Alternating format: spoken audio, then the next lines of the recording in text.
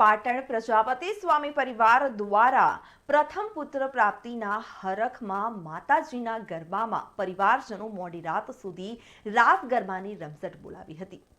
પાટણમાં ચૈત્રી નવરાત્રિના પાવન દિવસોમાં શ્રદ્ધાળુ ભક્તો ઉપાસના અને અનુષ્ઠાન થકી મૈયાની ભક્તિમાં લીન બનતા હોય છે। ત્યારે બીજી તરફ ચૈત્રી નવરાત્રિમાં બાધા માનતામાં ગરબાઓની પણ વિવિધ વિસ્તારોમાં રંગત જામતી હોય છે। ચૈત્રી નવરાત્રિના ગરબા હવે અંતિમ દિવસોમાં પ્રવેશી ચૂક્યા હોય જે રવિવારે સંપન્ન થશે। ત્યારે શહેરના પ્રજાપતિ સ્વામી પરિવાર દ્વારા પ્રથમ પુત્રની પ્રાપ્તિને લઈને 1 મહિના સુધી હરખના માતાજીના ગરબા યોજ્યા હતા। શહેરના છેડિયા દરવાજા બહાર આવેલ આરાસુરી સોસાયટીમાં રહેતા અને હાલ યુએસએ સ્થિત સ્વામી પ્રહલાદ અમીચંદાસ પરિવારની પુત્રવધુ દીપમાલાબેન રાજુલના સુપુત્ર વજ્રના હરખના ગરબા આયોજિત કરવામાં આવ્યા હતા।